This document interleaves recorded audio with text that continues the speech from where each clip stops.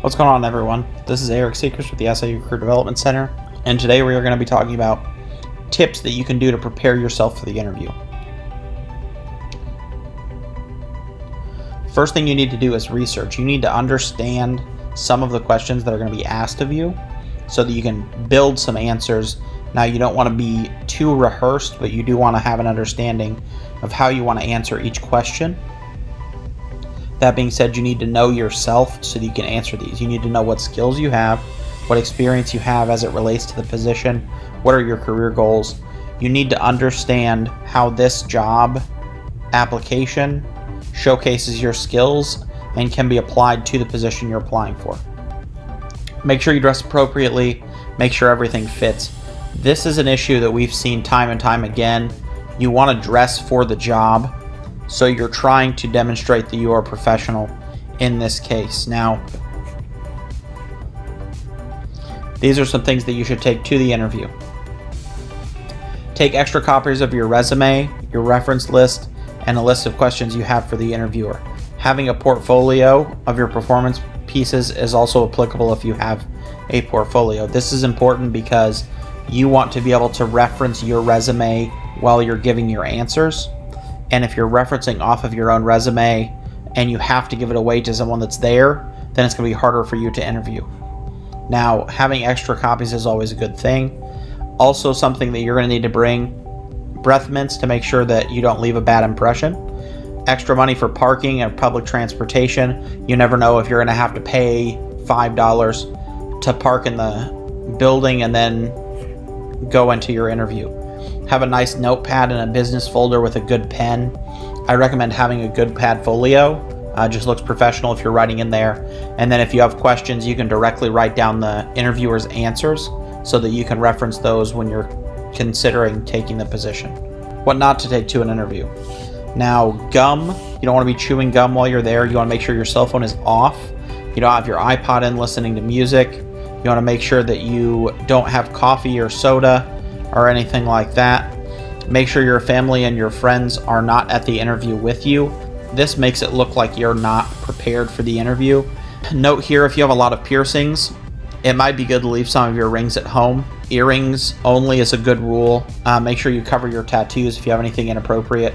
This is important because your interviewer might not be as comfortable with tattoos as you are. This is getting better in the career field. They're becoming more and more common.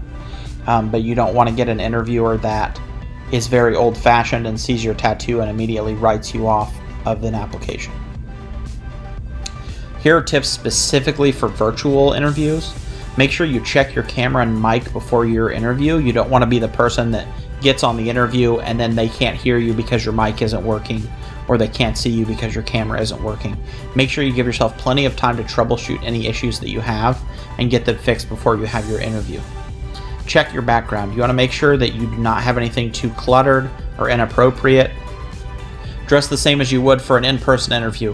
This is important. This doesn't mean that they're not going to see your legs. The important part here is, what if you bring up an example of your work in your interview? They ask to see the example during your interview. You might have to get up and go get that example and then show it to them.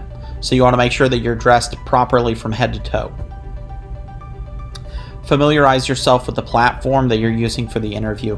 Zoom operates differently than Skype, which operates differently than Teams, and so on and so forth. You need to understand before you go into the interview what software you'll be using, and then take some time to practice and learn how it works so that you can demonstrate it effectively and show that you are keeping up with the modern world. Make sure you're prepared. Make sure that you're looking into common questions for your field. There's also common questions that interviewers have that they'll ask you. A very common one is, what are 3 strengths that you have for this position?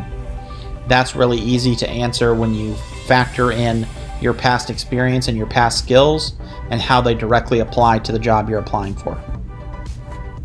Practice answering questions out loud. Common interview formats: screening or telephone interviewing, personal interviewing, group or panel interviews, meal interview. That's like going out to lunch or on dinner with your interviewer.